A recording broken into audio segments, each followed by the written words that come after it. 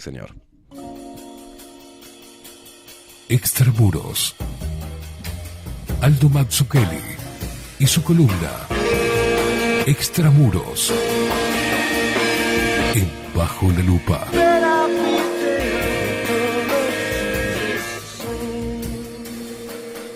Aldo Mazzucchelli, ¿cómo le va, señor? ¿Cómo anda? ¿Qué tal, Esteban Queimada? ¿Cómo le va? Bien, excelente. Excelente. Excelente, con un oído tapado. ¿Cómo podemos estar mejor?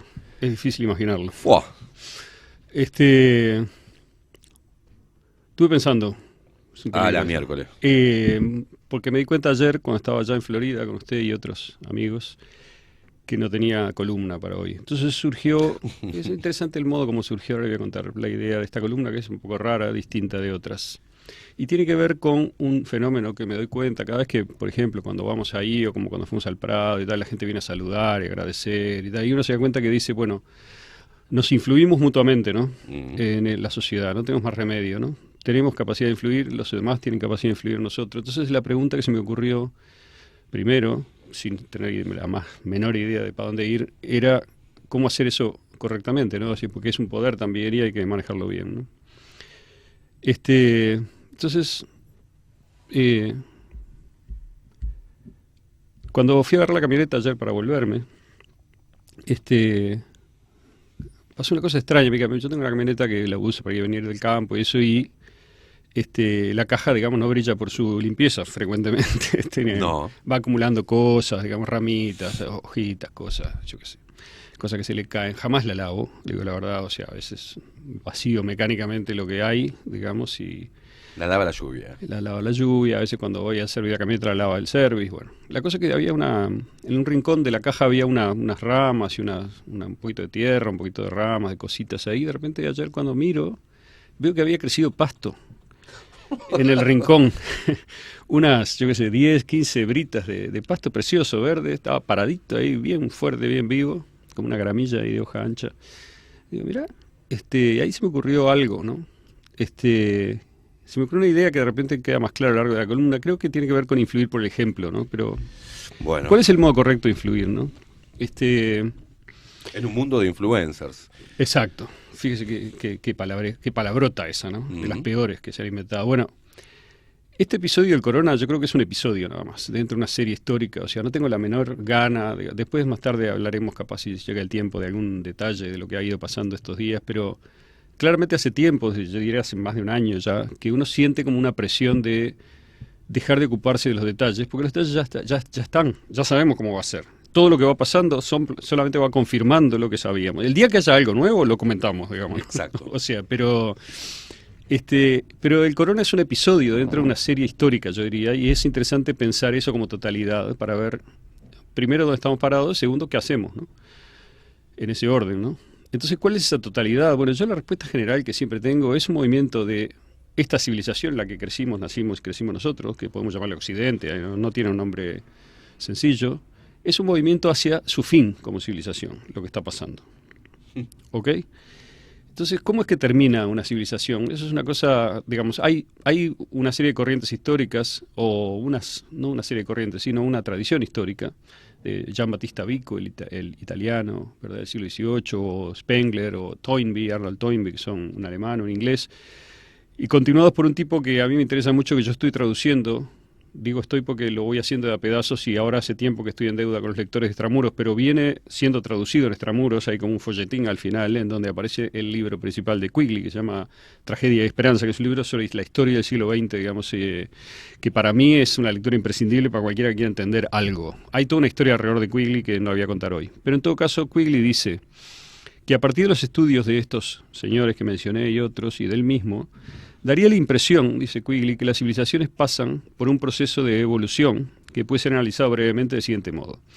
Cada civilización nace de un modo inexplicable y luego de unos comienzos lentos entra en un periodo de vigorosa expansión, aumentando su tamaño y poder, tanto internamente como a expensas de sus vecinos, hasta que gradualmente aparece una crisis de organización. Cuando esta crisis se ha superado y la civilización se ha reorganizado, esta tiene un aspecto de algún modo diferente. Su vigor y su moral se han debilitado. Se convierte en algo estable y eventualmente se estanca. Luego de esa edad de oro, de paz, prosperidad, surge de nuevo una crisis interna. En este punto es que aparece por primera vez una debilidad física y moral que plantea también por primera vez preguntas acerca de la capacidad que tiene tal civilización para defenderse contra sus enemigos externos. Diezmada por las luchas internas de tipo social y constitutivo, debilitada por una falta de fe en sus antiguas ideologías y por el desafío de nuevas ideas incompatibles con su naturaleza pasada, la civilización se va debilitando hasta que sus enemigos externos la hunden y eventualmente desaparece. Entonces, ese párrafo me parece clave porque uno puede, digamos, ver representadas, en mi opinión, esto es obviamente muy discutible, varias de estas cosas en lo que ha venido pasando, no solamente últimamente, sino también en las últimas décadas, ¿no?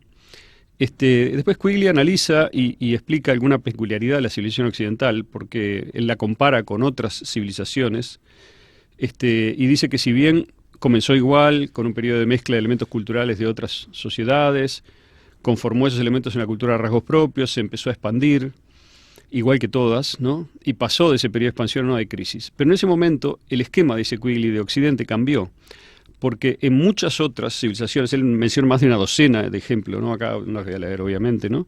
La era de expansión fue seguida por una era de crisis y esta a su tiempo por lo que él llama un periodo de imperio universal, en el cual una sola unidad política rigió la totalidad de la civilización. Esto generalmente lo que pasa es que es una unidad periférica la que toma el control, que era periférica en el momento de la crisis, la que toma el control del total de la civilización. Para poner un ejemplo rápido, pensemos en lo que pasó con Estados Unidos después de la Segunda Guerra, o en el periodo, si quieren, entre la Primera y Segunda, ¿no? Era claramente marginal al centro de la civilización occidental, que estaba en Europa, en Inglaterra, Francia, digamos, ¿no? Alemania. Ese centro, sin embargo, fue desplazado por Estados Unidos, que fue el que tomó el control, y claramente, digamos, de toda la civilización en términos culturales, económicos y militares, a partir de el final de la Segunda Guerra, claramente, ¿no? Ya venía preparándose de antes. Entonces, bueno, lo que dice Quigley, lo voy a sintetizar para no hacer muy largo esto, es que esa área periférica es que la civilización occidental, pese a haber pasado por ese ciclo, varias veces llegó al momento en el cual debería, digamos, haber decaído y haber desaparecido, y sin embargo, otra zona de la civilización tomó la posta y la revivió, digamos, y permitió un control o una hegemonía de buena parte de la Tierra mucho más larga que el que otras culturas anteriores, civilizaciones anteriores habían tenido. Civilizaciones, digo, no culturas, ¿no? Bueno, él dice, por ejemplo, que esa distinción de dos áreas geográficas como centro y periferia en cada civilización tiene mucha importancia, porque el proceso de expansión que empieza en el área central, vamos a imaginar en Europa, primero Grecia, Roma, luego cuando pasamos a la civilización que llamamos occidental, eso se fue corriendo hacia el oeste, ¿verdad? El centro fue pasando, digamos, a diferentes lugares hacia el oeste. Y dice que ese proceso de expansión que comienza en el centro también comienza a enlentecerse primero en ese centro, al mismo tiempo que el área periférica todavía se está expandiendo. Entonces, al periodo final de una era de expansión, las áreas periféricas de la civilización tienden a volverse más ricas y más poderosas que el área central.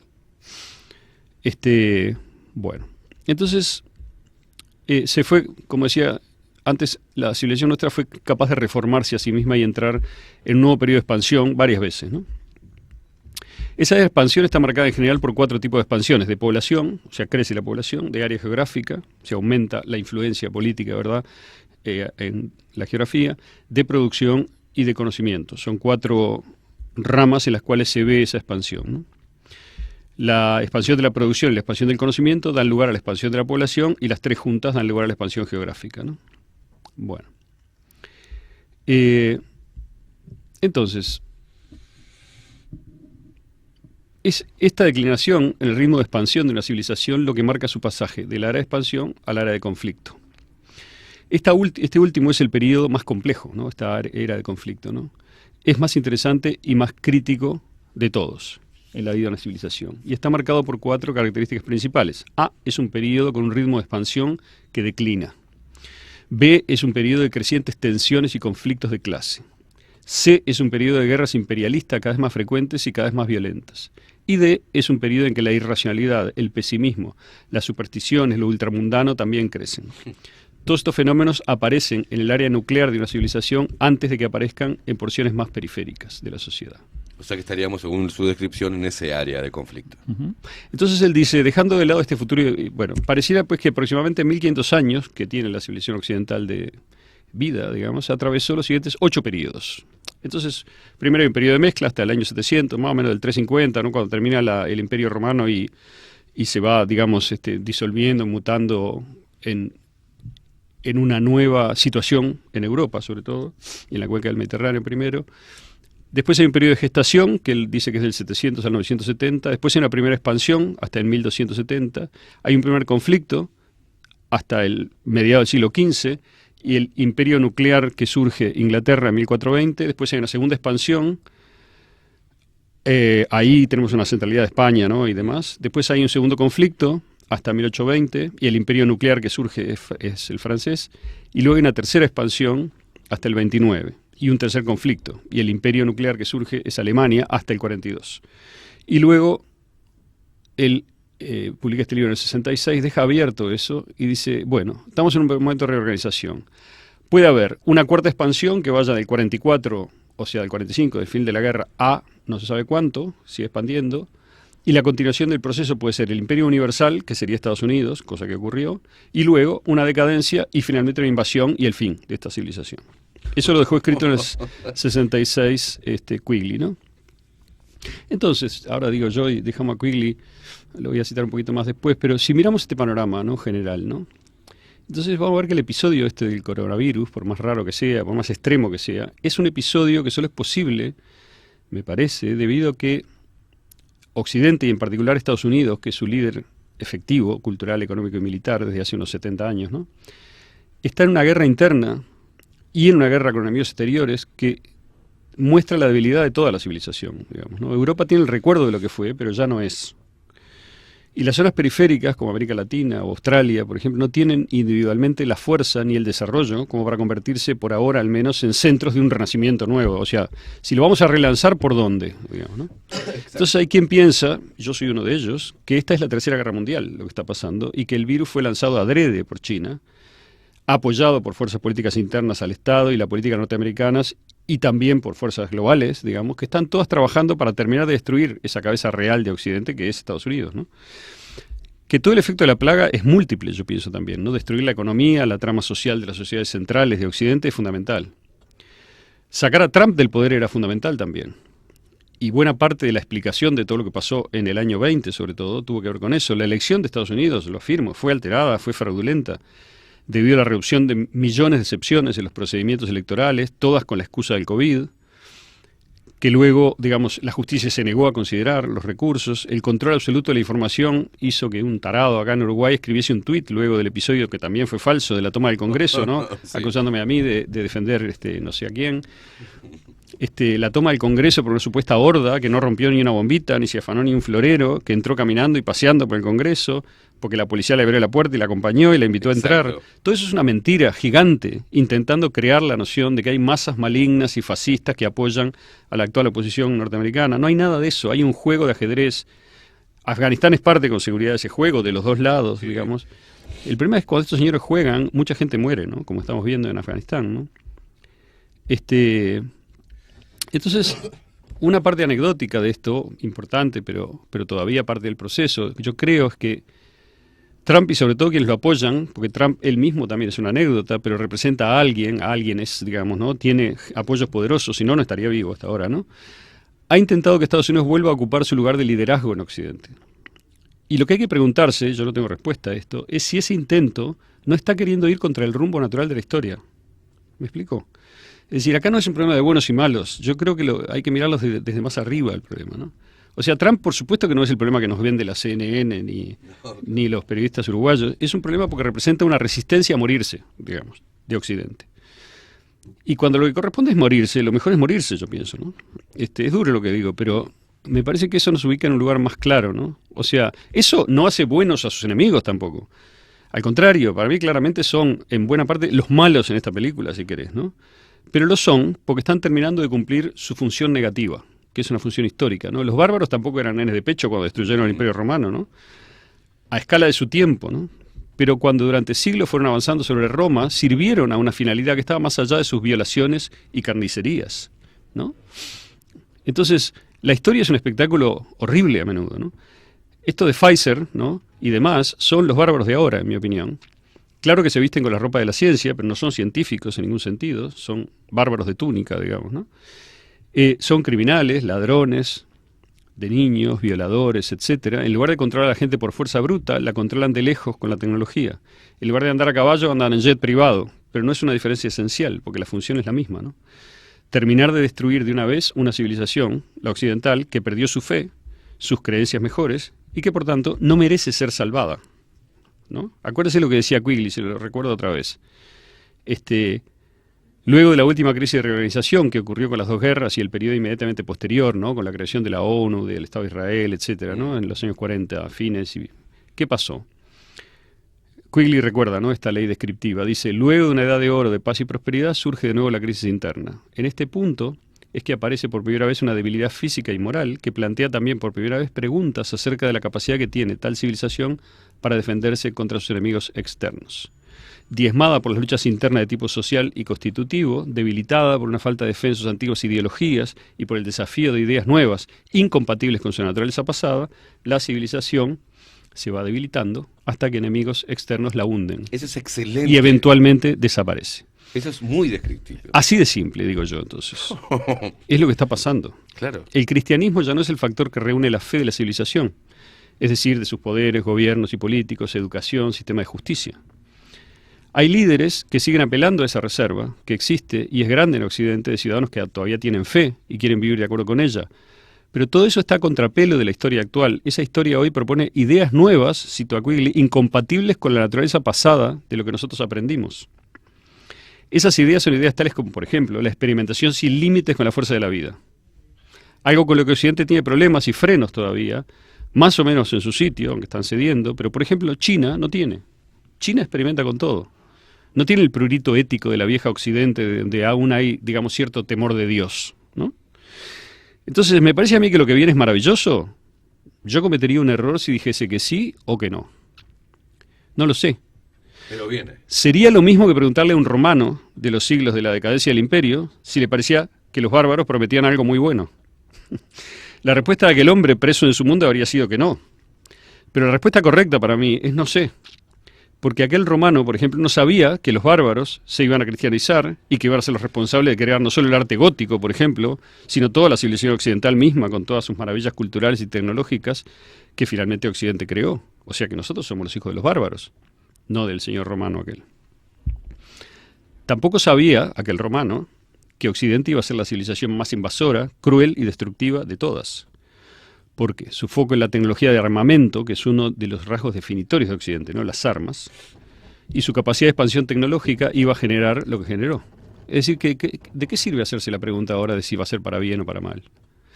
Entonces, volviendo al tema del principio, ¿no?, el problema de la influencia, ¿no? Si nuestro problema es ¿qué hacemos? Puesto que estamos tirados acá en el medio de este panorama, ¿no?, donde Occidente está siendo conquistada y destruida desde dentro, en buena medida por sus propios romanos, digamos, ¿no?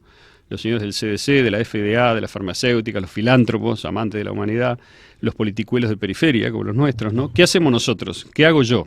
Esa es la única pregunta que me interesa, puesto que no tenemos más remedio que influirnos mutuamente. ¿Cuál es el modo correcto de influir, ¿no?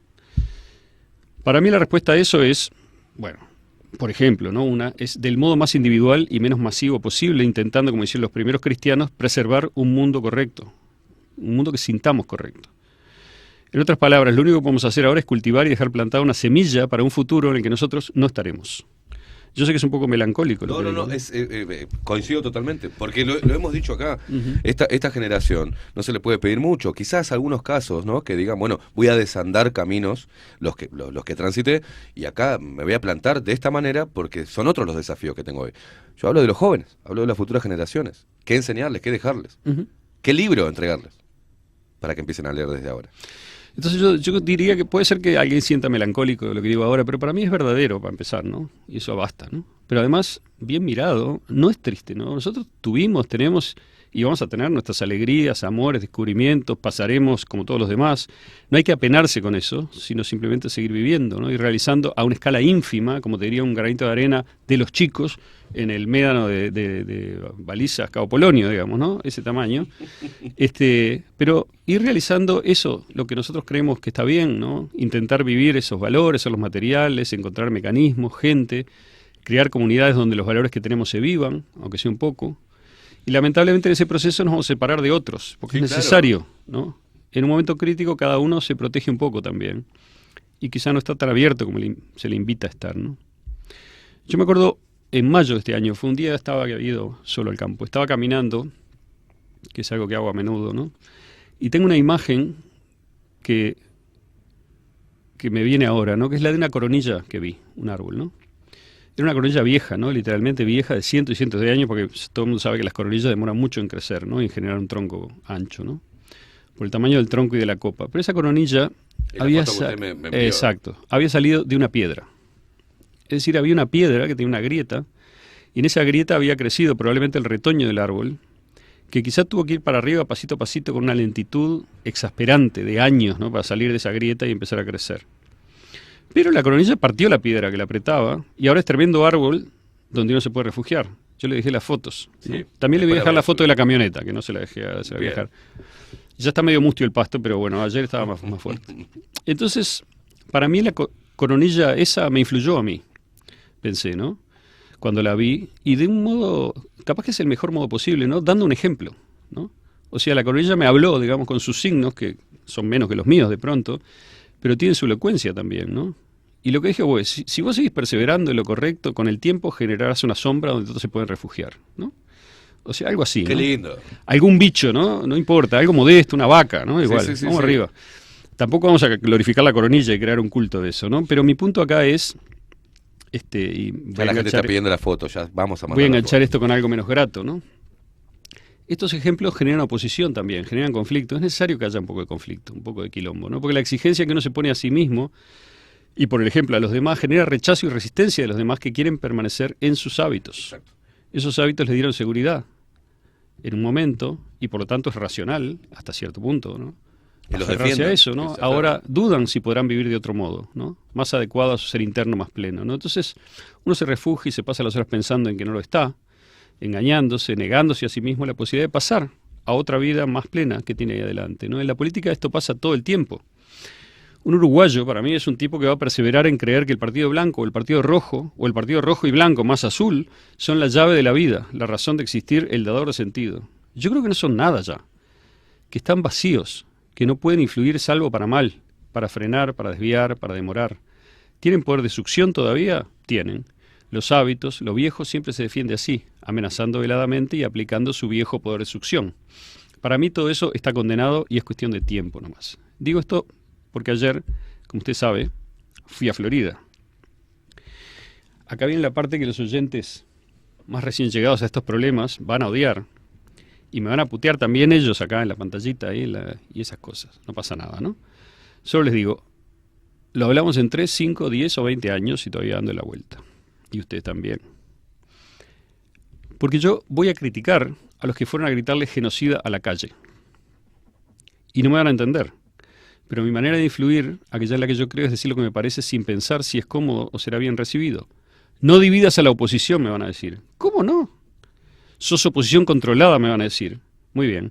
Mi trabajo principal interior es intentar distinguir entre intenciones y formas de influir.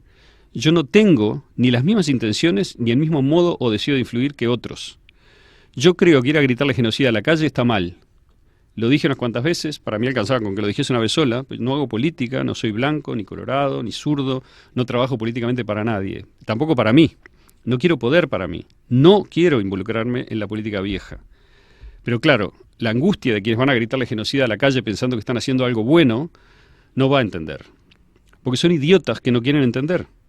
No sé en qué idioma hay que decirles esto. Las imágenes de una turba de, comillas, antivacunas, gritándole genocida a la calle y rodeándolo a medio metro de distancia, con el presidente diciendo de a uno y díganme lo que quieren, es una imagen de doble significado. Por un lado, el significado es, He aquí un hombre íntegro, la calle, que quiere escuchar a su gente, y del otro lado un grupo de delirantes gritándole genocida a un tipo que no mató a nadie.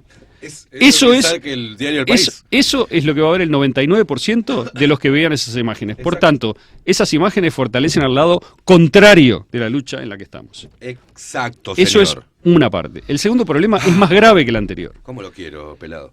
Y es, si algún día los poderes verdaderamente oscuros que en el mundo están empujando esto quisieran deshacerse de un presidente que al fin y en lo que importa no ha cedido y no les es fiel, como la calle, ¿qué más fácil que hacerlo en un episodio como ese? Metiendo entre la gente un tipo identificado con los antivacunas, como dicen los medios, que ejecute el plan. Nada más fácil. Y los culpables del magnicidio seremos nosotros. El problema del idiota es siempre el mismo. Como no tiene el 100% de lo que quiere, destruye el 80% que realmente tiene. Y después obtiene un fundamento para quejarse porque ahora no tiene nada, tiene cero. Dicho de otro modo, la vida siempre son procesos. Hay que tener huevos para bancarse procesos. Es más fácil ser víctima profesional, digamos. Claro. O sea, el que tiene vocación de víctima, en lugar de apreciar el 80% o el 50% o el 30% que tenía y trabajar para convertirlo en 100, destruye el 30% a patadas y después se siente satisfecho de que no estuvo cerca de tener el 100. Porque si hubiese obtenido el 100, habría tenido que dejar de ser víctima. Y dejar de ser víctima es duro, porque hace que uno sea el que tenga que hacerse cargo, hacerse responsable, en lugar de echarle la culpa a otros de todo lo que uno no está dispuesto a hacer. Eso es lo que yo entiendo por crecimiento interior o como quieras llamarle. Hacerse cargo de lo que es difícil interiormente para uno. Creo, Aldo, eso que vos describías, que me encanta con tu forma de hacerlo, que si bien van en líneas paralelas, son diferentes formas y llegan a diferentes lugares. Pero hoy pienso que el problema principal es eso, es que la gente, cuando digo la gente, la mayoría, o al menos de los que estamos hablando, están perdidos. No están despiertos, hoy lo dije de mañana. No están despiertos, están perdidos.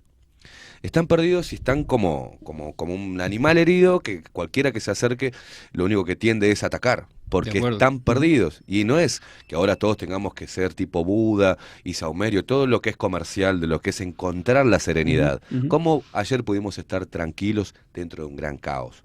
Yo me sentía tranquilo ayer. Totalmente. Y no tenía que ir a gritarle nada a Luis Lacalle Pou. Y no porque fuera Lacalle Pou, es lo mismo si tuviera Orsi o Vázquez. Nunca fui a un lugar a gritarle al presidente porque reconozco que el problema viene mucho más arriba. A eso iba. Porque yo digo, el idiota de nuestro lado no entiende que esto es una lucha en el planeta entero. Y la calle, dentro de sus muy limitados medios, no ha cerrado el país, no ha impuesto un pase verde, no ha fomentado la pérdida de libertades, no ha mandado a los médicos a la calle a gasear manifestantes. Alguien dirá, no, pero permitió la vacunación de menores, se habilitó o hizo la vista gorda. Es cierto. Pero vos entendés que no somos Irlanda, no somos Australia, no somos España ni Argentina, no somos Sao Paulo, no somos Nueva York ni California, no somos Francia y sobre todo no somos China. No tenés el 100%, de acuerdo. Pero porque no tenés el 100%, en lugar de basarte en el 60% que tenés, querés llegar a destruirlo todo y tener el 0%. Sos un idiota. Pero no entienden. Tenemos una población mental y espiritualmente amateur. Pero entender que un presidente, y especialmente el presidente de Uruguay, nada menos, ¿no?, pueda ser perfecto, es parte de ser idiota. Hay quien se cree que es mejor que otro porque no se vacunó. Tiene el mismo problema que el que se cree que es mejor que otro porque se vacunó. Exacto. Es igual de autoritario, solo que forma parte de un grupo más chico. Si el grupo hoy más chico crece y se vuelve el grupo más grande, quiero ver cuántos de los que están hoy de este lado tienen la grandeza de entender a los del otro lado, como piden que hoy los entiendan a ellos.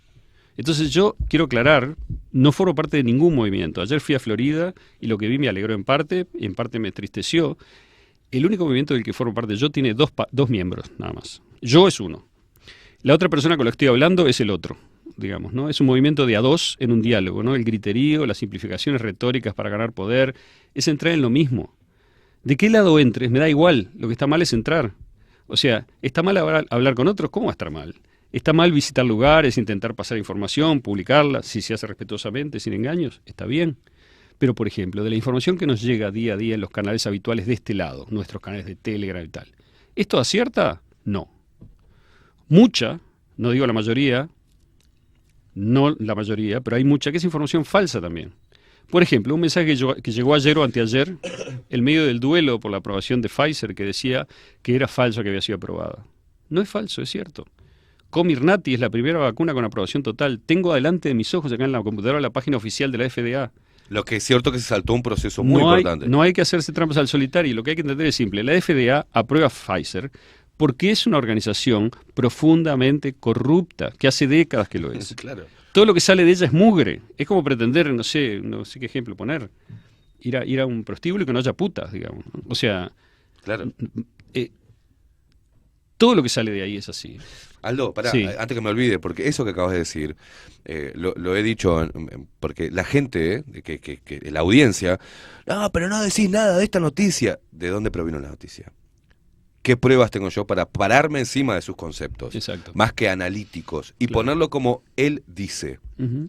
Desde ahí, hay esta voz que dice lo siguiente, pero no tiene pruebas. Ayer me hicieron muchas consultas y Ujú. le dije, no tengo pruebas al respecto. Si yo no tengo pruebas, no puedo arengar, puedo decir, esta es mi opinión Pero, sobre gente- lo que yo analizo, pero después no puedo publicar y hacerme eco porque la prensa Claro. comprada está esperando que pisemos ese palo. Pero es lo mismo que dice Karina Acevedo, o sea, yo estoy en la misma posición que ella. Primero, la pregunta sobre si es un hecho o no es un hecho se resuelve en un segundo. Entren a la FDA y lean el comunicado de prensa. Claro. Es una vacuna, primera vacuna oficialmente aprobada, Comirnaty, cuando se venda con ese nombre, hasta 18 años, hasta para abajo, ¿no? Hasta 18, está aprobada completamente. No es aprobación de emergencia, es total. O sea, eso es el hecho. Luego, Autorizada o aprobada. aprobada con todos los mecanismos. Pero no puede estar aprobada si no llegó a la fase 5. Está aprobada con todos los mecanismos Así. FDA. Lamentablemente es así. Entonces, la FDA saca, como es una visión corrupta, que depende de la farmacéutica, saca un comunicado que es una especie de autobombo diciendo cumplimos con todos los estándares, somos unos CRA, investigamos miles y millones de casos, no hay ningún problema y está todo bien. También agrega, ojo con la miocarditis en los menores, especialmente hombres de entre 14 y 18 años, que es grave. El mismo, la misma FDA lo dice. Entonces, de 18 para abajo no, pero de 18 para arriba sí. Bueno, no me quiero desviar. Las autoridades locales de Uruguay seguían, quizá, todavía no, por las aprobaciones, lo hicieron antes, de hecho, Sí. por las aprobaciones de la FDA, pero eso es porque nosotros tenemos una pobreza absoluta de todo en Uruguay, que yo creo que ya no está en condiciones de llamarse a sí mismo país ni siquiera, ¿no? Somos incapaces de medirnos y darnos cuenta de lo que somos, del lugar donde estamos.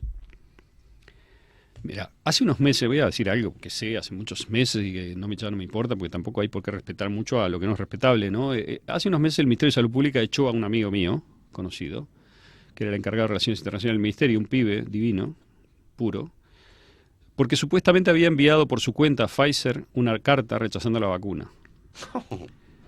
Eso fue una cama que le hizo un jerarca del ministerio, que le había dado la orden de que mandase ese mail, pero no lo dejó por escrito, y después dijo que lo había dado cuando lo carearon.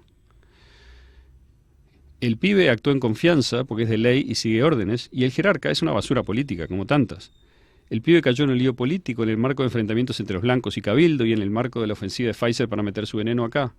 Pero ¿qué es lo que me importa mencionar de esto? Que este funcionario, amigo mío, me dijo en aquel momento, loco, yo era la única persona del ministerio capaz de comunicarse correctamente en inglés con las contrapartes en el extranjero. Eso es el Uruguay. ¿Ok? O sea, estamos en un país amateur y los que nos gobiernan son amateur. No pueden ni leer la información original de sus dueños mentales en la lengua de ellos. Son ignorantes. Los pocos que de veras tienen formación, la mayoría están vendidos. Ese es el Uruguay de hoy, que quiere ser país y quiere tomar decisiones responsables y quiere enfrentar la pandemia, como dicen, y solucionar la crisis educativa. Yo creo de verdad que la única salida es reformarse uno mismo y prepararse para vivir autónomamente lo más posible, Exactamente, en comunidades pequeñas, lo más autosuficientes posibles, por lo menos por un tiempo. Ese me parece que es el camino. Yo digo, confieso, hace tiempo que estoy tratando de prepararme para eso y avancé. Y creo que es lo que muchos deberíamos hacer, especialmente quienes sientan, no sé, que tienen hijos a quienes cuidar, ¿no? Pensar de una vez en la educación en casa, en la autosustentabilidad, en pasar una vida más simple, más sana, e influir por el ejemplo, ¿no? Aprovechando esos resquicios que nos dejen en esta crisis, no como el pastito que creció en las ramitas de la caja de la camioneta, ¿no? O la coronilla que empezó a romper la piedra desde la grieta. Claro. O sea, a la coronilla le llevó 4 o 5 vidas nuestras, ¿no? Hacer eso. Y hemos dicho... la ventaja de la coronilla es que tiene tiempo, ¿no? Cuando me dicen o hablamos con diferentes personas, yo no estoy apurado. porque sé positivamente que no vamos a poder hacer un cambio. El que crea que va a hacer un cambio radical o fuerte en este contexto, está equivocado. Sí, tiene que estar bien consigo mismo para poder estar bien mentalmente, para afrontar y asumir de alguna manera todo esto. De terminar de asumirlo. Es que la gente se niega a asumir lo que está pasando. Cuando uno dice lo del ejemplo, digamos, yo pienso que en realidad todo esto lo que nos plantea es una pregunta a cada uno de nosotros. Ahí volvemos al influencer, ¿no? Claro, lo que está pasando nos plantea una pregunta a cada uno de nosotros. El influencer, en realidad, digamos, a ver, hay muchas formas de tener cierta capacidad de influencia. La forma más fácil, que es la peor, es olfatear lo que querés que a la gente le digan y decírselo. Eso siempre ha ocurrido. Sí. Es el que lidera desde atrás, digamos, pero en el peor sentido, ¿no? Es decir, entonces, bueno, por ejemplo, si olfatea que la vacuna se volvió una cosa popular entre algún grupo, lo que sea, bárbaro, me hago un pro vacuna, o sea, si puedo, saco plata de eso. Es lo que están haciendo muchos influencers, muchos famosos, claro, ¿no? Entonces, ¿qué es lo que les trae eso? Les trae beneficios inmediatos de estar bien con una cantidad de gente, o sea, de sentirse querido, de sentirse apoyado, de estar en la manada. Muchísima gente que nosotros estamos viendo, todos estamos en la relación con la manada, tenemos una cierta relación, porque somos bichos de manada todos, ¿no? Tenemos una cierta relación de solidaridad, también da mucho miedo salirse de la manada. Yo creo que eso debe ser muy ancestral, debe tener que ver con que si no colaborás te morís, ¿no? O sea, y sentir que te dejan atrás o que te van a dejar atrás, sentir que te morís. Es una cuestión de supervivencia. Entonces muchísima gente opta de una manera que no siempre tenemos, ¿verdad?, formulada de una manera muy clara, pero optamos de acuerdo a la situación que tenemos y que nos hemos ido construyendo, lo que podemos, ¿no? Entonces, yo siempre insisto en esto, creo que desde el primer día que vine acá, tenemos que atender puentes con la gente que está del otro lado. No, es verdad que hay una división que nos sobrepasa y que está ocurriendo de hecho. Pero bueno, una cosa es hacer esfuerzos para que esa división sea lo menos, ¿cómo decir?, irrecuperable posible, porque hay un futuro después de esto también. Y en ese futuro tenemos que volver a colaborar. Entonces, yo entiendo, digamos, o sea, estas cosas se ponen a la gente muy pasional, muy radical y todo eso, pero no se puede perder de vista eso otro, ¿no? A mí me parece. Bueno, nosotros venimos hablando, también hicimos un mea culpa de abonar al no vacunado y el vacunado, y después empezar a salir de ese embrollo y decir, todos no. Todos vamos en el camino, claro, ¿no? Digo, nadie sabe. O sea, tenemos en este momento, más allá de quien se haya inoculado o no, tenemos un problema en común grave, grande. No es que el que se vacunó hasta con la tercera ya está fuera del problema y el problema lo tenemos nosotros. No. Los no vacunados. No es ni nosotros ni ellos. Es un problema del ser humano frente a toda esta maquinaria que es macabra. Exacto. Y que cuando la aceptás, perdés el miedo. Una vez que la aceptás, ¿entendés? Esto es así. Le perdés el miedo. Exacto. Y dejás de ocultarte. Exacto. Y una cosa que ya hablamos en este programa, hay una tendencia, que yo creo que es equivocada, a pensar, porque es muy confuso esto, a pensar que la tecnología ARN mensajero, bla, bla, las vacunas y que toda la nueva normalidad, eso es el futuro. Y que uno, por lo tanto, si suma eso, está del lado del futuro, como quien dice, se está poniendo al lado de los que van a ganar. Yo creo que eso es equivocado. A mí me parece que lo que va a haber es una sociedad nueva, de eso no hay ninguna duda. Y voy a decir algo más. Parte de la sociedad nueva que va a haber es como dice Schwab y el Foro Económico Mundial. Hay una parte que va a ser así, porque la tecnología está llevando hacia ahí. Pero eso no tiene nada que ver con aceptar toda esta farsa y esta mentira. O sea, yo quiero contribuir y voy a hacer todo lo que pueda mientras esté a mi alcance para contribuir igual que creo que todo el mundo, con una sociedad mejor. Porque la que teníamos no era una gran sociedad. Estaba llena de enfermedades y de problemas, digamos, de un consumismo cerrado, de una falta de fe absoluta, una falta de perspectiva completa, de una dependencia brutal de información falsa, de una fe en ídolos, como por ejemplo la ciencia falsa, o por ejemplo el materialismo dogmático, digamos, que elimina toda una dimensión esencial para vivir. Todo eso está bárbaro que se muera. Eso es el final de Occidente. Está bárbaro que se muera. Está bárbaro. Ahora, estamos en el proceso, nunca es lindo, ¿no? Pero la pregunta es, ¿cómo vamos a salir del otro lado y para qué lado vamos a ir? Yo creo que yo no tengo la respuesta, por supuesto, no estoy tan loco como para decir que tengo la respuesta. Yo digo, tenemos que buscar hacia ese lado y en el día a día tratar de no romper todos los puentes, ¿viste? O sea, Tratar de saber que todos estamos buscando, en cierto modo. A veces a uno le toca de un lado y a otro del otro, de la camiseta, ¿viste? Pero en el fondo hay que recuperar la idea de que somos una sola cosa, ¿no? Yo sé que hay dos humanidades, hay una humanidad que quizá se está cavando su propia fosa, en cierto modo. Yo quisiera no estar en ella, digamos, y quisiera que nadie esté, pero también tengo que admitir que a veces los procesos estos son horribles, ¿no? Entonces, no sé, dije muchas cosas, pero me pareció que la idea esa de las ramitas de pasto de la camioneta era linda, ¿no? Y me acordé de la coronilla aquella que era más linda todavía porque estaba realizada ya, ¿no? Era Bruto Árbol, que está ahí todavía, ¿no? Estoy seguro. Es un momento difícil, Aldo, y de mucha confusión, de nada. Y de le quiero certeza. mandar un saludo a mi amigo César Vega. César Vega. A César Vega. César Vega. César Vega. Que hace tiempo que no hablo con él, que no lo veo, capaz que está escuchando el programa. Me parece un crack. Y es uno de los imprescindibles. Mirá vos, el titular que tiró Mazzucchelli. Un abrazo de acá a César Vega, con el cual nos puteamos mucho también. Se puede Lo hablar, bien que hace. Se puede hablar, nos reputeamos. Vamos cuando vamos a comer un asado con él. Eso no quita que esté siempre con la lupa. Allá, a punta siempre de con la pilillo. lupa, porque es político. Y a todos los políticos hay que ponerlo con una lupa. Usted haga lo que quiera, pero yo los tengo todos siempre con una lupa arriba. Y saben y me putean, Ese es su trabajo, pero escuchan el programa. Hágalo. En este momento, lo Fíjese último... que usted tiene un programa que se llama Bajo la Lupa. Bajo Yo la tengo una Lupa. revista que se llama Extramuros, ¿no? Ahí va. Bueno, Ahí va. Cada cual a lo suyo. No, pero son complementarios. nos queda nada. Y hoy queremos entregar en hora, porque si no después se enojan y con justa razón. Maxi también me putea y los muchachos que vienen de ¿dónde estamos? Muyano se enoja también y tiene razón. Hoy vamos a entregar en hora, pero antes de entregar, nos quedan un par de minutitos. Yo creo que en el análisis, creo que es momento de, como dijimos hoy, a veces somos duros, nos están puteando de todos lados, pero pienso que yo no me enojo con la gente que me putea. No. Es parte de su primera reacción, ¿no? De desesperación. Bienvenida a las puteadas. Y creo que es momento de no vacunados y vacunados, eso déjenlo para el discurso político, y es momento de juntarnos. Y sí, pelear juntos, Pero, perdón, al menos las cosas básicas, ¿no? No discriminación. Digo una chiquita, que ayer la comentábamos. Niños. No es ninguna novedad para nosotros. Es un error gravísimo político pensar que porque una persona se vacuna o está del otro lado, Claro, sos tarado. claro. O sea, lo que vos precisás es que la mayor cantidad de gente vacunada piense en defender la libertad de los demás. Claro. Así como nosotros defendemos la libertad de ellos. Yo defiendo la libertad de la gente de vacunarse Exacto. si quiere. Que simplemente digo, déjame tomar a mí la decisión mía, dejá a la gente que tome su decisión.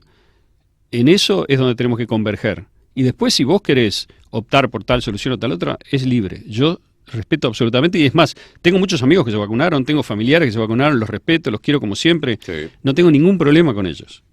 Ahora, si alguno de ellos, vacunado o no vacunado, viene a meter la pechera, digamos, la pesada, decir esto es la verdad y lo que hay que hacer y todo, ahí tengo un problema. Ese es el problema en el que estamos. Nos tenemos que ir. Aldo Mazzucchelli, un placer, Aldo. Como